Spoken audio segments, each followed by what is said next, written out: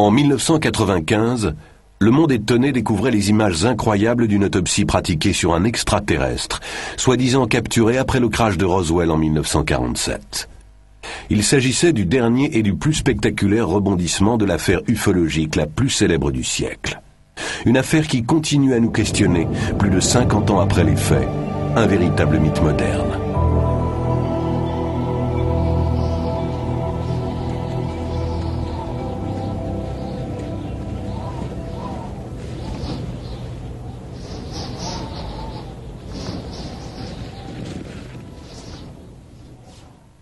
They say this place is west of Lost. Un coin perdu au fin fond de la campagne.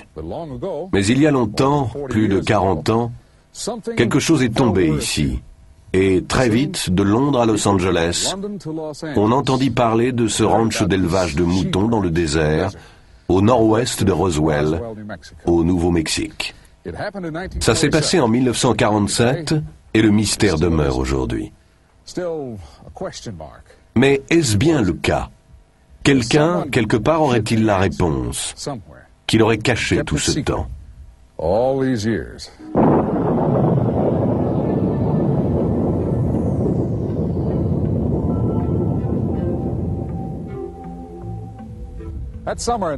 Cet été 1947, on se relevait de la guerre la plus terrible de l'histoire.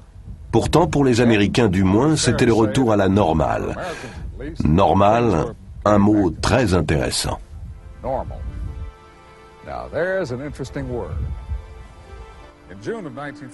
En juin 1947, Kenneth Arnold, pilotant son avion personnel près du mont Rainier, dans l'État de Washington, aperçut quelque chose de tout à fait anormal. Par la suite, il décrivit les 9 objets comme un groupe de disques bondissant à travers le ciel, comme des soucoupes volantes. La presse s'en empara, soucoupe volante. Le mot est resté. Et très vite, on aurait dit que plus les journaux en parlaient, plus on voyait de soucoupes volantes. Ici, au Nouveau-Mexique, en juin-juillet 1947, on a vu des observations multiples de ces disques, ou soucoupes volantes. Des observations peut-être réelles, peut-être pas. Et si on les a bien vues, ces lumières ont pu n'être que des reflets, des phénomènes naturels dus à des transitions de température, comme les mirages. Sinon, si c'étaient des engins volants, à qui appartenaient-ils et pourquoi ici, au Nouveau-Mexique?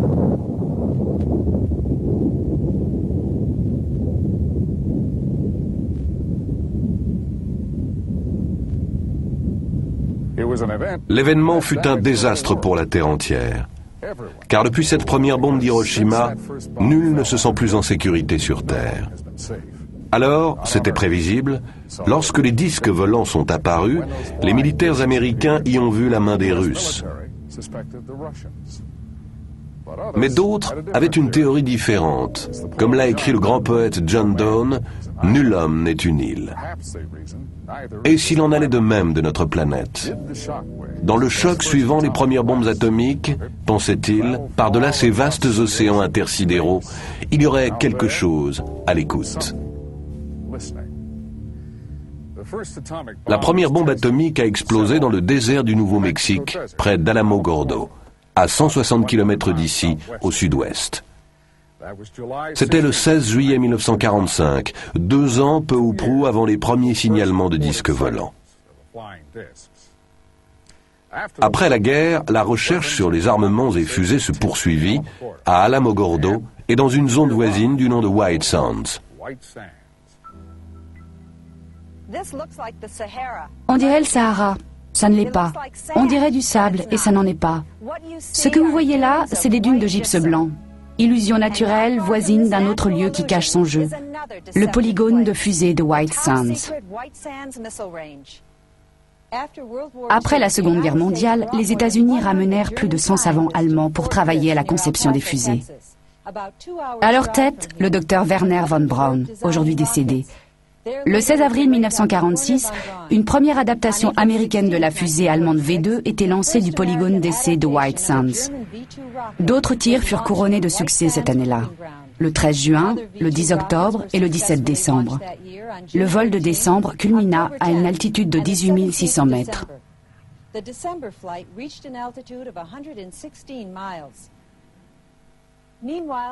Au même moment, la seule force de frappe à capacité nucléaire au monde était en état d'alerte permanente.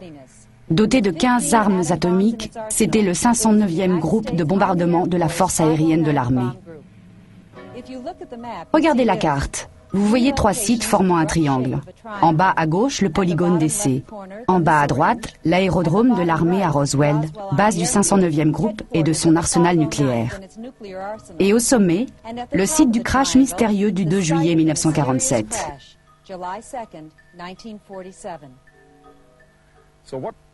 Alors, qu'est-ce qui s'est crashé ici? Un appareil de reconnaissance ennemi? Un appareil russe, genre U-2? Cela ne tient pas. Les forces aériennes de l'armée et le Pentagone sont vite intervenus pour présenter une autre version, on le sait. Mais des indications emportent la conviction. La version officielle était fausse. Là, dans ces larges espaces, dans le haut désert du comté de Lincoln, le ciel semble aussi vaste que le territoire où souffle le vent, où les moutons paissent. Et le temps semble s'armer de patience, comme l'œil du vieil Indien. Un rancheur du nom de Mac Brazel s'était installé ici. Le 3 juillet au matin, il fit la découverte. Dispersé sur une aire d'1 kilomètre de long environ, sur quelques 80 mètres de large, un bric-à-brac de débris de choses. Il y en était tombé partout, dans le sable humide, dans les rigoles emplies d'eau de pluie. La nuit d'avant, un violent orage s'était abattu sur le désert. Mais Mac Brazel s'est souvenu d'un coup de tonnerre plus fort que les autres, presque trop fort pour que ça soit du tonnerre. Et là, avec ces débris jonchant le sol, il s'est demandé, le tonnerre ou une explosion? Il y avait les pièces métalliques et d'autres matériaux légers comme du papier d'alu, des fibres comme de la ficelle, et de minces tiges à l'allure de poutrelles et portant des marques qui lui faisaient penser aux symboles que les Indiens marquent dans l'argile. D'autres, les voyant par la suite, les ont comparés à des hiéroglyphes égyptiens. Mac se rappelle que les débris étaient si drus que les moutons ne voulaient pas passer par le champ. Il a dû leur faire contourner, alors que le point d'eau est à plus d'1,5 kilomètre. Il ramassa quelques pièces et les porta à ses voisins les plus proches, Floyd et Loretta Proctor. Il nous a décrit les pièces. Nous, on lui a conseillé d'aller à Roswell pour le signaler. Vous savez, il y avait une récompense pour les ovnis. À l'époque, on disait soucoupe volante. Ce soir-là, après sa visite chez les Proctor, Mac est retourné au champ de débris. D'après son fils Bill, Mac en rapporta une grosse pièce qu'il mit à l'abri dans cette grange, toujours debout 50 ans plus tard, à 5 kilomètres au nord du lieu du crash. C'est l'origine des histoires prétendant qu'un rancher aurait trouvé une soucoupe volante et l'aurait planquée dans sa grange. Mac avait encore de l'ouvrage. Les 2 jours suivants, les 4 et 5 juillet, il s'occupa de ses moutons. Puis, le 6 juillet, une fois ses tâches courantes réglées, il prit sa buick et partit pour Roswell. Mac se rend d'abord au bureau du shérif. Alors les choses se précipitent. Le shérif George Wilcox envoie 2 de ses adjoints au ranch et appelle le 509e groupe de bombardement à l'aérodrome de l'armée à Roswell. Presque aussitôt, l'officier de renseignement aérien du 509e groupe, le major Jesse Marcel, arrive au bureau du shérif. Il est escorté d'un agent du contre-espionnage en civil. Le major Marcel appelle l'officier commandant le 509e groupe, le colonel William Blanchard. Le colonel donne alors l'ordre au major Marcel, ainsi qu'à l'agent du contre-espionnage, de se rendre au ranch en compagnie de Brazel pour mener leur enquête. À l'époque, la route n'était pas en meilleur état qu'aujourd'hui. Il faisait nuit quand ils sont arrivés. Entre-temps, les 2 adjoints du shérif étaient revenus à Roswell avec leur propre version. Ils n'avaient pas pu trouver le champ de débris à les entendre.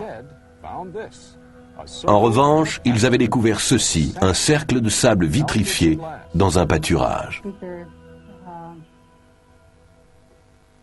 Comme après un bombardement, Un grand cercle tout brûlé, oui. Le major, le rancher et l'agent du contre-espionnage ont passé la nuit à l'abri pastoral.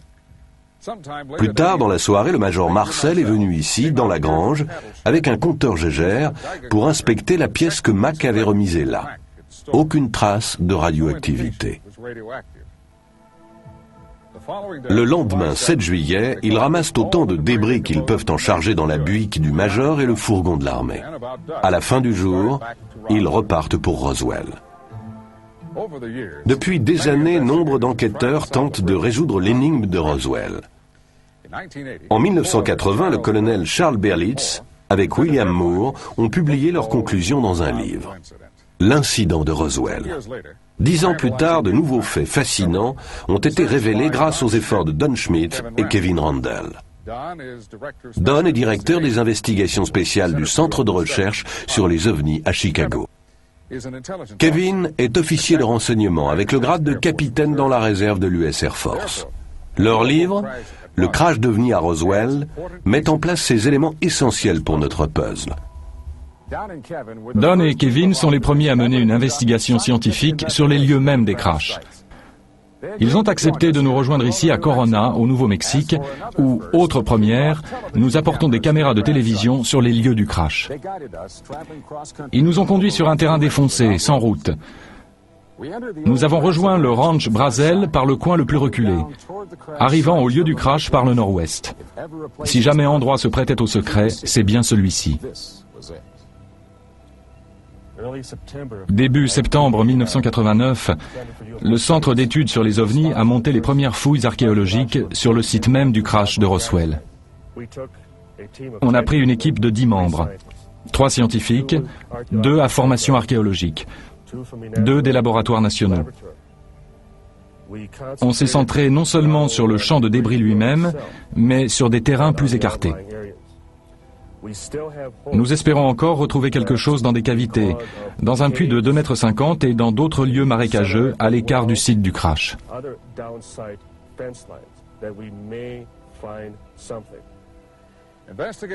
Les enquêteurs Schmitt et Randle ont établi que presque dès le départ, le colonel Blanchard et les membres de son état-major étaient convaincus que quelque part dans le désert se trouvait l'équipage de l'engin, peut-être encore en vie.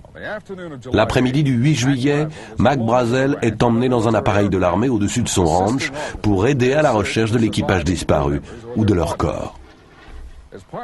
Dans ses recherches, Kevin Randle a retracé l'itinéraire suivi par cet appareil. Nous lui avons demandé de refaire le parcours, cette fois avec une de nos caméras à bord. Pas de doute, le 8 juillet, le 509e groupe de bombardement lance une opération de reconnaissance aérienne. Ils veulent trouver le reste de l'engin. Ils pensent que l'épave doit être plus importante que le champ de débris. La reconnaissance aérienne pouvait servir à ça. L'idée, c'est qu'en emmenant Mac Brazel, rancher connaissant bien le terrain, si on retrouvait des éléments de l'engin, il pourrait ensuite les conduire directement sur le site. L'engin a fait une reprise, il a décollé du champ de débris, il a laissé un sillon et pris de l'altitude. Kevin pense qu'il est resté en vol encore quelques secondes après l'explosion. L'engin a fait encore 5 km, puis il s'est crashé au pied de ces falaises rocheuses que vous voyez là. C'est ce qu'on appelle le point d'impact. Ironie, des civils y sont arrivés en premier. Nous avons des descriptions du deuxième lieu de crash de 3 sources distinctes. Un ingénieur du génie civil, une archéologue, un militaire. Tous témoins oculaires. Nous pensons que l'avion de reconnaissance avec Mac Brazel à bord l'a également repéré. D'après les témoignages remarquablement concordants, on voyait ceci. Un engin volant en forme de disque écrasé au sol. Étendu à côté, plusieurs corps d'humanoïdes de petite taille, de 1,20 m à 1,50 m de stature. Ils étaient très maigres, avec une tête trop grosse pour leur corps. D'après les normes du corps humain en tout cas. Pour reconstituer ce qui s'est passé la nuit du 2 juillet 1947, Randle et Schmitt ont élaboré une théorie qui rencontre des 3 sites à la fois. Le champ de débris, le cercle de sable fondu et ce lieu-ci où la soucoupe et ses passagers auraient été retrouvés. Dans la tempête, l'engin a une avarie. Il perd de l'altitude et atterrit ou rebondit au ras des pâquerettes. La chaleur intense qu'il dégage vitrifie le sable. Reprise d'altitude, Mais il ne reste en vol que quelques kilomètres, en difficulté. Alors en perdition, l'engin vole encore, disons 3 kilomètres au-delà du champ de débris. Un voyage de plusieurs années-lumière à travers l'espace s'achève dans le désert du Nouveau-Mexique. Pour l'équipage blessé, sans ressources, la mort inéluctable. Le 8 juillet, quand le deuxième site de crash est découvert, les choses vont se précipiter. Les premiers soldats arrivés au disque découvrent que des civils les ont précédés. À la base, on reçoit des coups de fil, ça n'arrête pas. Le monde est galvanisé par le communiqué de presse officiel. Il annonce que le 509e groupe a récupéré une soucoupe volante. Walter Haut vit toujours à Roswell. Il s'y est établi après avoir démissionné de l'armée de l'air. Le lieutenant Walter Haut était l'officier chargé de l'information du 509e groupe. C'est lui qui rédigea le communiqué de presse. Bientôt, on reprocherait au lieutenant son initiative malvenue et son enthousiasme naïf. Je crois qu'on m'a encadré, pas moi seulement, mais le colonel Blanchard aussi. Je ne vois qu'un seul motif. Il voulait occulter l'histoire et garder tout ça secret. Mardi matin, 8 juillet, le major Marcel, officier de renseignement, vient faire son rapport à l'officier commandant le 509e groupe de bombardement, le colonel Blanchard. Le colonel Blanchard donne ordre au prévôt d'établir un cordon autour du champ de débris en postant des gardes pour fermer tous les accès par la route au site du crash. Après quoi, le colonel Blanchard fait son rapport au quartier général de la 8e armée de l'air à Fort Worth. Très vite, le Pentagone dépêche un vol spécial à Roswell, amenant une équipe d'agents spéciaux de Washington. Plus tard dans la matinée, vers 11h, le lieutenant Haut met la dernière main à son communiqué. Il va emporter des exemplaires aux 2 quotidiens de Roswell et aux 2 stations radio de la ville. Tout organe d'information est abonné aux services de dépêche d'agence, tels que l'Associated Press, Reuters ou United Press International. De nos jours, au Roswell Daily Record, les dépêches tombent via un ordinateur plutôt que sur des téléscripteurs. Mais même en 1947, l'information pouvait être répercutée depuis Roswell dans le monde entier en quelques minutes. Exactement ce qui est arrivé. Dès midi, ce 8 juillet, toutes les lignes téléphoniques vers Roswell sont saturées. Au 509e groupe même, le colonel Blanchard n'arrive plus à passer un coup de fil à l'extérieur. Inaccessible. Dès 16h cet après-midi-là, Mac Brazel était de retour à Roswell, après avoir aidé la mission de reconnaissance qui avait repéré le 2e site du crash. L'événement qui s'ensuivit reste un classique de foutoir militaire. L'armée ne sait plus où trouver Mac Brazel.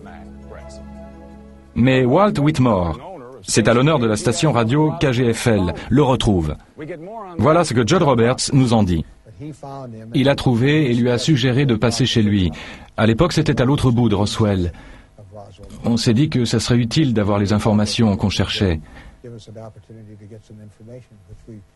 On a pu dire, vous avez voulu le questionner et le tenir caché. Moi, plus simplement, je réponds, nous lui avons donné un lieu pour passer cette nuit-là, à l'abri de ceux qui le questionnaient. Toujours assailli d'appels, d'aussi loin que Londres ou Hong Kong, le Roswell Daily Record fait ses gros titres avec l'affaire. La présentation par le journal se basait sur le communiqué du lieutenant Haut. Mais nous le savons aujourd'hui, plus de 40 ans après, les médias étaient sur le point d'être coupés des faits, victimes d'une campagne de désinformation. Les officiers de l'armée retrouvent Mac Brazel et le mettent en détention à domicile. Des heures d'interrogatoire serrées allaient suivre, et on le soumet à un examen médical complet. Puis, le 9 juillet, à la station de radio KGFL, Walt Whitmore reçoit un coup de fil personnel de Washington. Il reçoit consigne de ne rien faire passer sur les ondes de son interview de Mac Brazel. On nous a fait comprendre que si nous voulions conserver notre licence, il serait bon de ne rien diffuser. Sinon, nous avions 24 heures pour nous trouver un autre job que la radio.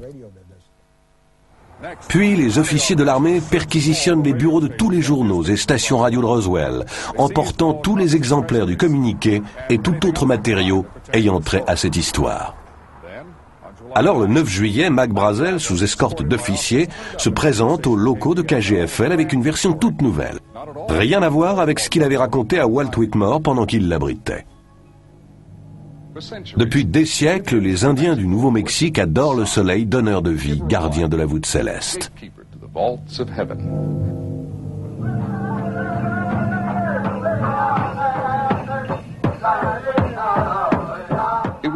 C'est pour en savoir plus sur l'antique culture indienne qu'un groupe d'archéologues s'était rendu dans le désert le 8 juillet 1947 au matin.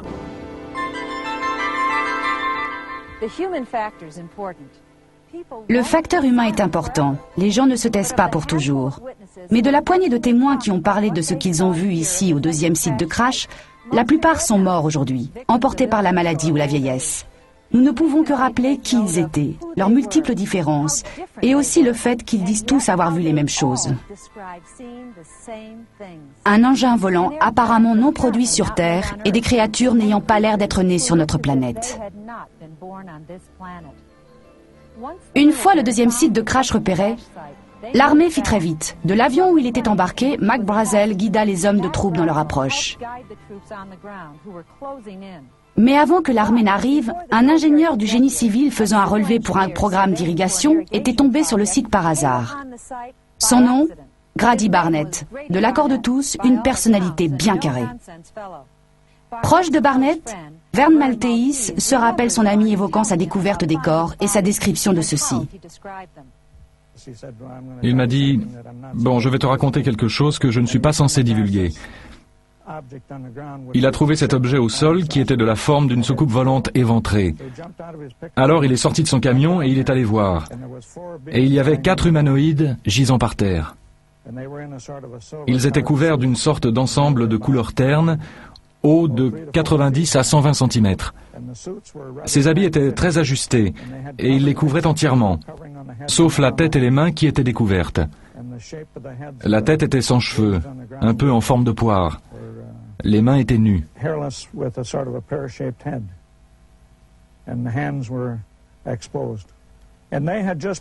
Ils étaient à peine arrivés qu'une équipe d'archéologues s'est pointée, juste après Vern. Alors les militaires sont arrivés. Ils ont cerné l'endroit. Ils ont appelé les équipiers d'Orwell, de la mission archéologique, et Barnett. Et ils leur ont donné l'ordre de ne jamais divulguer ça.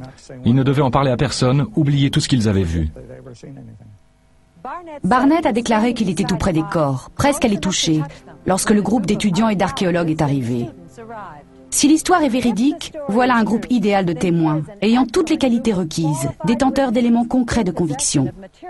En d'autres termes, on aurait là ce qui constitue une preuve. Mais qu'est-il arrivé ? En moins de temps qu'il n'en faut pour le dire, l'armée a tout pris en main. Ils ont recouvert les corps, regroupé les étudiants, les archéologues et ingénieurs à l'écart, les forçant à se détourner de la scène. C'était là une affaire touchant à la sécurité nationale. Personne ne devait en parler. Si l'un d'eux le faisait, les autorités le sauraient, et elles sauraient le retrouver. Les hommes de troupe les escortèrent loin du site, les reléguant à l'obscurité. Grady Barnett a bien parlé des corps à son patron, mais la réaction se résuma à l'incrédulité. Après quoi Barnett tint pour lui la plupart des détails, n'en parlant qu'aux membres de sa famille et à son ami proche, Vern Maltese. Grady Barnett est mort en 1969. Quant aux archéologues et étudiants, on ne les revit plus, repartis sans doute pour l'une des grandes universités du Nord-Est. Des années durant, nul ne savait où les trouver. Puis en 1979, une femme atteinte d'un cancer fit une déposition sur son lit de mort à l'une des infirmières de l'hôpital local de Saint-Pétersbourg en Floride. J'étais infirmière dans un service pour patients en phase terminale. Un jour, je vais donner son bain à une patiente. Elle était plus alerte que d'ordinaire. Elle se comportait d'une façon très soupçonneuse. Elle me demande de tirer les rideaux. Elle veut savoir s'il y a une autre patiente dans l'autre lit. Je dis non, mais ça m'a surprise.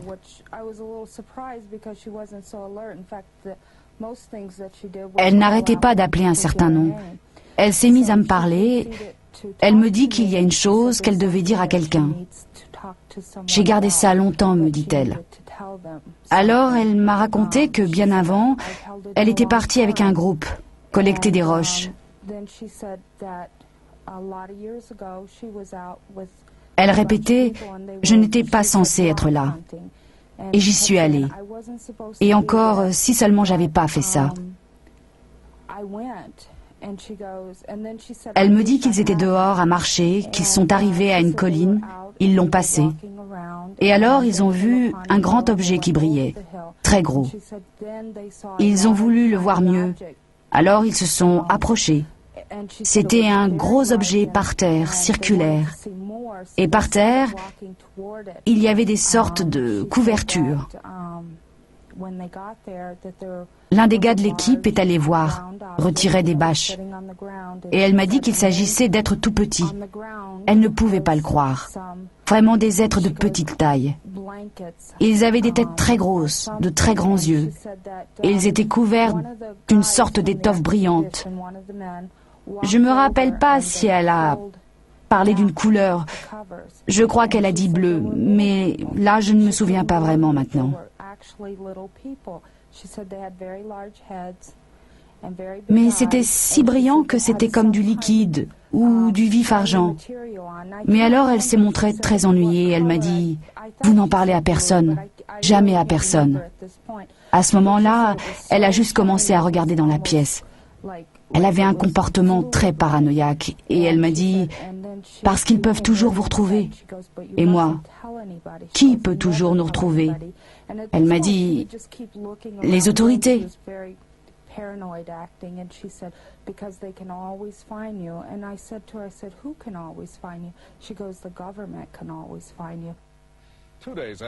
Deux jours après l'arrivée de Mac Brazel à Roswell, les rumeurs se répandent comme un feu de brousse. Le public pouvait penser que le Pentagone était foudrage et que le général Roger Ramey en prenait pour son grade. Contrairement à l'opinion du public, c'était là le résultat d'une campagne de désinformation soigneusement orchestrée. Ramey était l'officier commandant de la 8e armée de l'air à Fort Worth, le quartier général chapeautant le 509e groupe. Avant que le 509e groupe n'engage la collecte des pièces et la recherche des corps, le quartier général de la 8e armée de l'air avait contacté le Pentagone. Le matin du 8 juillet, le vol spécial était organisé qui amenait une équipe d'experts du contre-espionnage de Washington à l'aérodrome de l'armée à Roswell. Le général et le Pentagone allaient sceller le couvercle. Préparant soigneusement une version occultant les faits, le général Ramey donna ordre au colonel Blanchard, commandant le 509e groupe, d'envoyer son officier de renseignement, le major Marcel, à Fort Worth. Marcel apporta au général des éléments de débris rangés dans une caisse. Laissant la boîte sur son bureau, le général conduit alors le major dans une autre pièce, lui proposant de consulter une carte. À leur retour, la caisse a disparu. À la place, on a un vieux ballon météo. Alors le général Ramey fait entrer les journalistes. Une simple erreur, déclare-t-il. Le major Marcel et le 509e groupe s'étaient trompés. Et le général ajouta que ce type de ballon était d'un modèle nouveau, à faire classer dès le milieu de l'après-midi. Mais, nous le savons maintenant, des éléments de débris avaient été livrés au général, plus tôt ce même jour. Si c'était juste un ballon, pourquoi ne pas le dire tout de suite, mettant fin à la question et rassurant du même coup le Pentagone? Le docteur Jesse Marcel Jr. avait 11 ans lorsque son père, le major Marcel, rentra une nuit avec une cargaison d'objets étranges dans sa voiture. Le docteur Marcel s'est établi aujourd'hui à Helena, dans le Montana. Il se souvient que son père l'a réveillé vers 2 heures du matin pour lui montrer, ainsi qu'à sa mère, ce qu'il avait trouvé. Ce qui était vraiment exceptionnel, c'était des marques sur une partie des pièces de l'épave.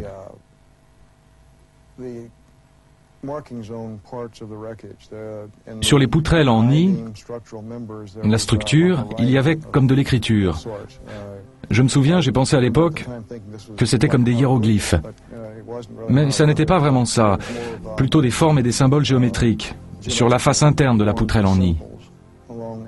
Elles avaient une couleur violet métallique, comme gravée dans la matière même. C'est le plus singulier, ce qui distingue ça de débris plus banals. Je sais parfaitement que ça n'était pas un ballon sonde ou un réflecteur radar, comme l'armée de l'air l'a affirmé. Parce que, même tout jeune, je connaissais l'aspect d'une mire radar ou d'un ballon sonde. Puisque c'est la version qu'ils ont présentée pour se couvrir, avec une insistance peu banale, je savais qu'il devait y avoir quelque chose d'exceptionnel dans tout ça. Alors j'en suis venu à réaliser que ça ne venait pas de notre monde.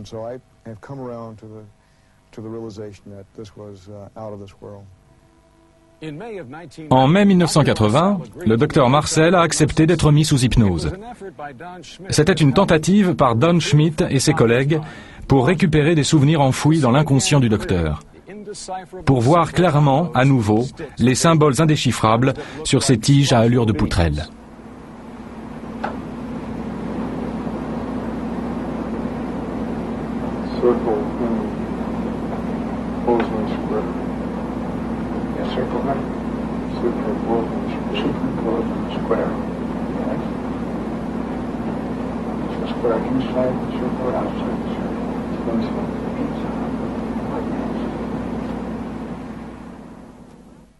Ici, sur le champ de débris, pendant que le général diffusait la version du ballon-sonde, des escouades de soldats étaient toujours à charger des brouettes.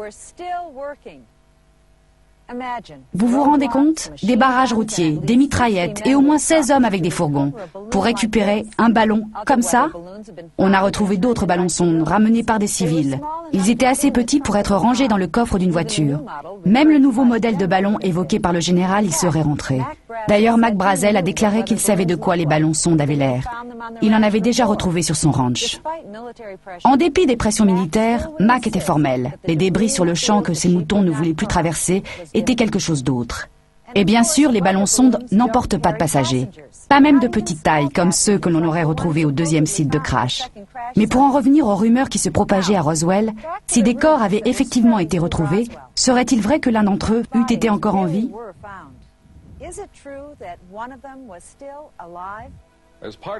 Pour leurs investigations, Don Schmitt et Kevin Randle se sont entretenus pendant 2 ans avec plus de 250 témoins en rapport avec le crash de Roswell. Ils ont écarté les témoignages de seconde main.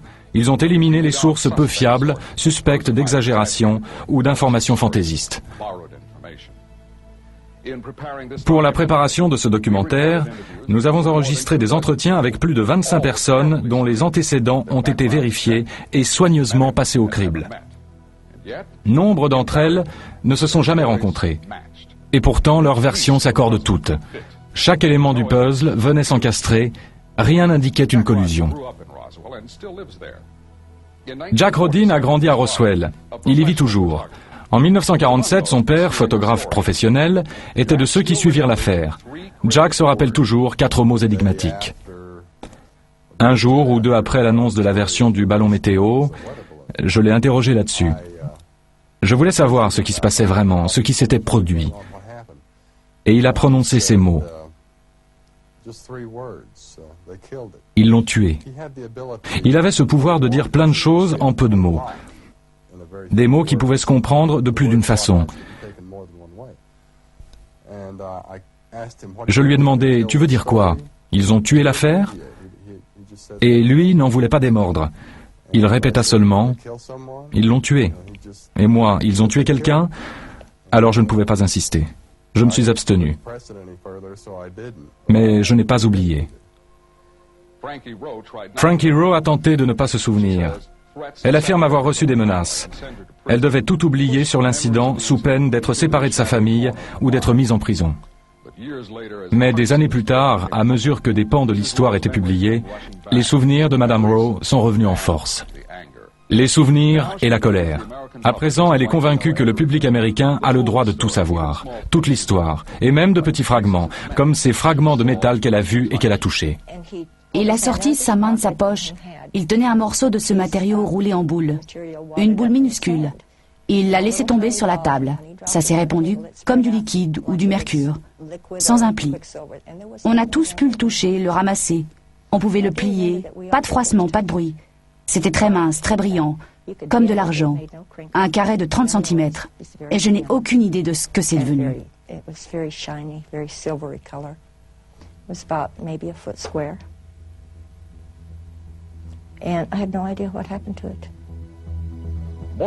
Plus de 40 ans ont passé depuis le crash.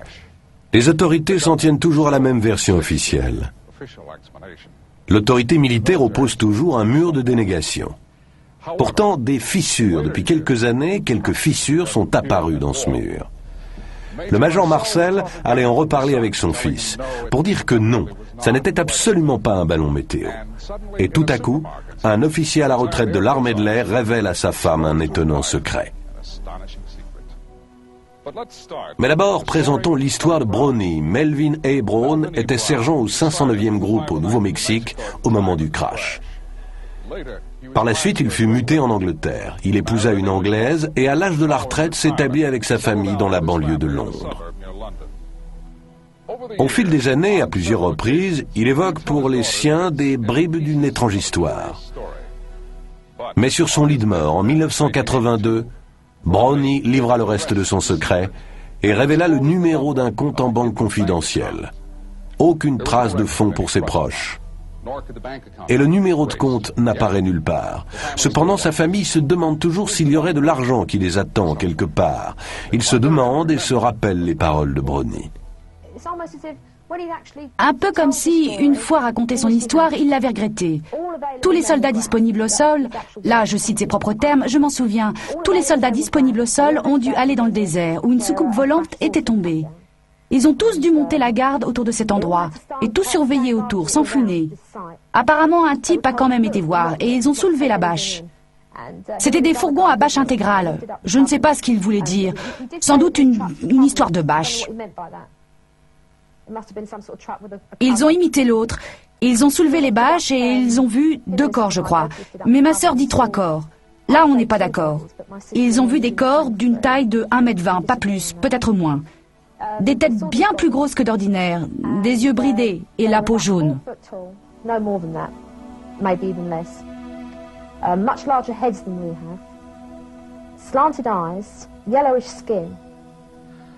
Bien loin de Londres, dans le comté de Lincoln, au Nouveau-Mexique, nous avons voulu joindre un témoin insaisissable qui a une histoire encore plus incroyable à raconter. Nous l'avons retrouvé ailleurs. Nous nous sommes engagés à ne pas révéler ses coordonnées. Il s'appelle Glenn Dennis. Et en 1947, il était entrepreneur de pompes funèbres, dirigeant l'entreprise de pompes funèbres Ballard à Roswell, au Nouveau-Mexique. Ici à Roswell, l'après-midi du 8 juillet, les pompes funèbres de la ville se mirent à recevoir des appels émanant de l'hôpital de la base aérienne. Il s'agissait des questions sur la préservation des tissus, l'effet de tel ou tel produit sur les tissus. Et des sociétés à Roswell reçurent commande d'une importante quantité de neige carbonique. Après 4 ou 5 coups de fil reçus aux pompes funèbres, le responsable conclut qu'il devait y avoir eu un crash avec mort d'homme à la base aérienne. C'était le début de l'histoire la plus remarquable liée au crash de Roswell. Voici l'homme dont nous parlons. L'entrepreneur de pompes funèbres, Glenn Dennis. En 1947, il était directeur de l'entreprise de pompes funèbres Ballard à Roswell. Ces coups de fil formaient les préludes de menaces de mort.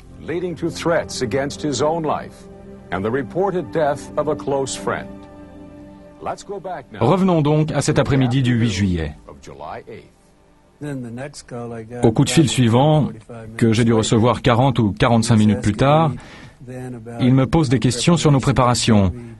Comment nous faisons pour préparer les corps qui ont été exposés aux éléments ou bien gravement décomposés? Comment on traite les corps de brûlés? Les cas hautement traumatiques. Notre procédure pour ça. Question suivante. Que feriez-vous pour ne pas modifier la composition chimique des corps, ne pas détruire de sang, ni rien de ce qui pourrait s'avérer fort important par la suite? Quelle procédure vous suivez? Qu'est-ce que vous faites?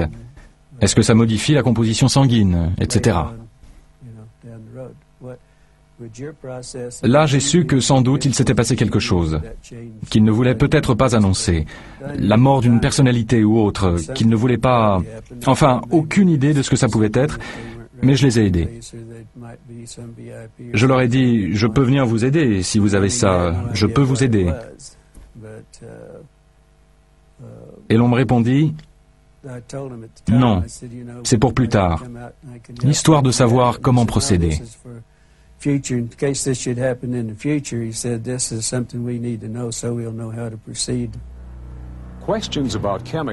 Des questions sur les produits, les tissus, la préservation du sang et autres fluides physiologiques. Des questions bien bizarres. Si les médecins de la base étaient en train d'autopsier les restes, au moment de ces coups de fil, il s'ensuit que dès le 8 juillet, les corps avaient été enlevés du 2e site du crash et déposés à l'hôpital de la base, ce qui correspondrait à des détails clés du récit du sergent Brown. La version de Glenn Dennis corrobore ce que dit le témoin Frankie Rowe. Il pensait que celui qui était en vie avait été emporté à l'hôpital de la base.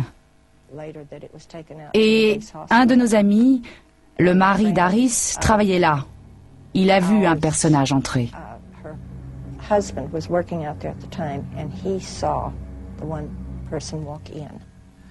Plus tard dans l'après-midi, Glenn Dennis amène un aviateur blessé à l'hôpital de la base suite à un incident de circulation.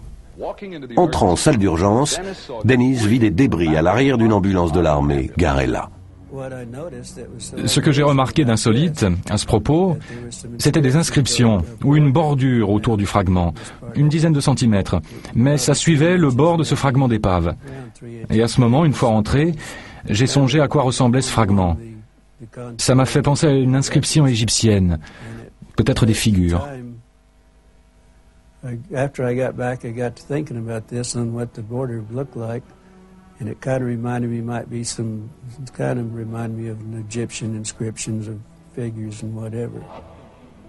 Et là, une autre pièce de notre puzzle se met en place. Il semble que le médecin était en plein examen des corps lorsque M. Dennis est entré dans la salle d'urgence. Ils étaient assistés par une infirmière dont il nous dit que c'était une proche amie. Une des infirmières, lieutenant du corps des infirmières que je connaissais très bien, elle était très remontée. Elle m'a dit « Comment tu es entré ici? Qu'est-ce que tu fais là?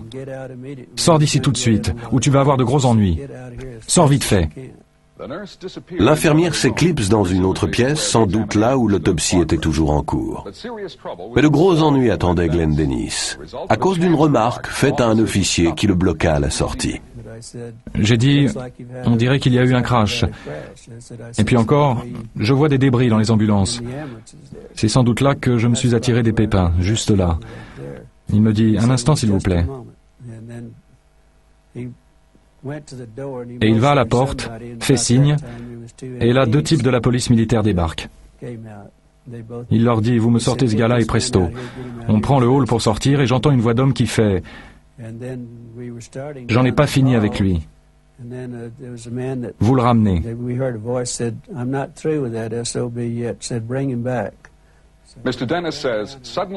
Monsieur Dennis déclare qu'on l'a brusquement fait entrer dans une pièce où il se retrouve face à 2 hommes qu'il n'avait jamais vus jusque-là, un sergent de l'armée et un capitaine aux cheveux roux.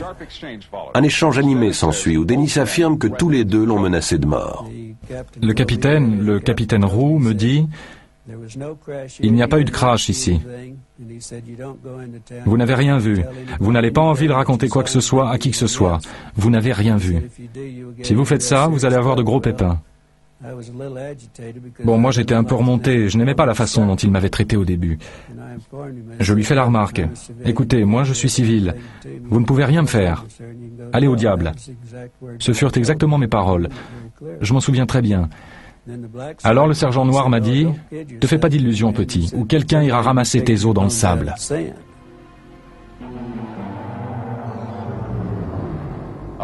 Le capitaine de l'armée Anderson s'est tu fort longtemps. Il ne s'est exprimé qu'après avoir vu que d'autres avaient rompu le silence.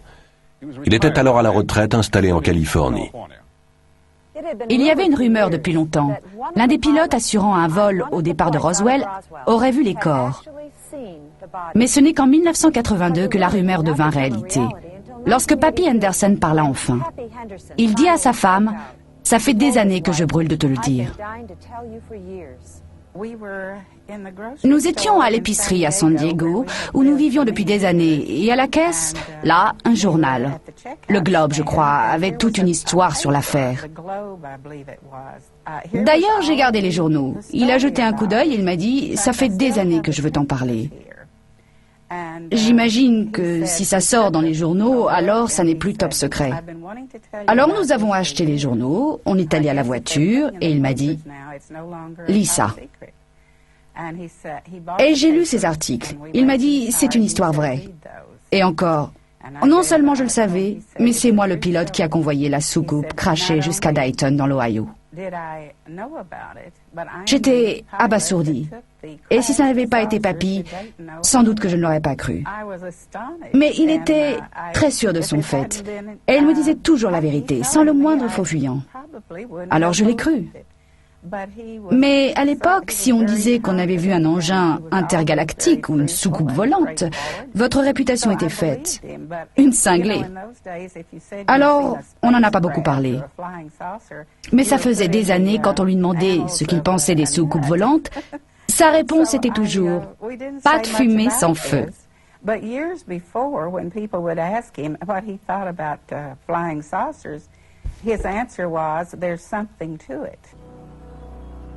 Près de 50 ans plus tard, la version officielle n'a toujours pas varié. Mais qu'un vaisseau spatial se soit écrasé ou non au Nouveau-Mexique, une chose reste certaine. Les histoires touchant à l'incident ont été ensevelies depuis des dizaines d'années sous plusieurs strates de secrets, ce qui amène à la question la plus fascinante de toutes. Pourquoi ?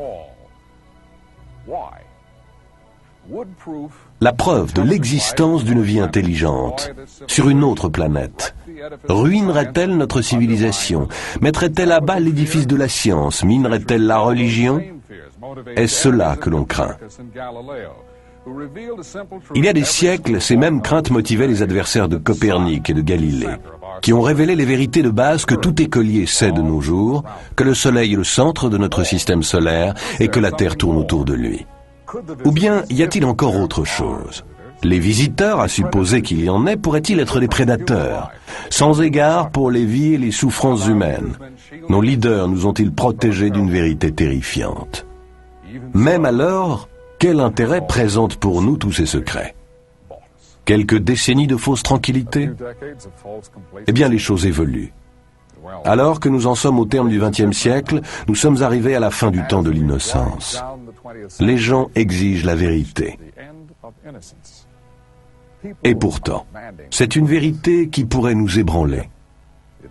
Nous ne serons peut-être plus jamais assurés d'être maîtres chez nous, ici sur Terre.